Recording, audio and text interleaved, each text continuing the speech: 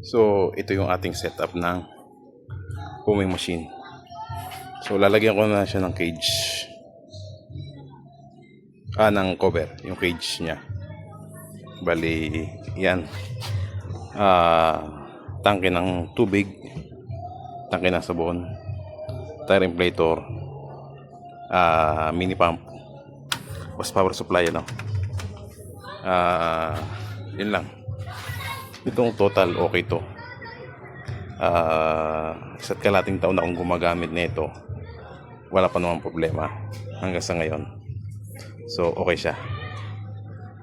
Ito malakas to mag-pump, kaya mas gusto ko to. Mumurahin lang pero okay to. Bali yan, check valve, yes, check valve, tatlo.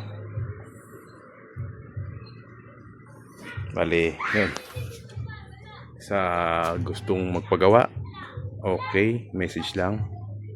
Sa gustong gumaya, no problem. Thank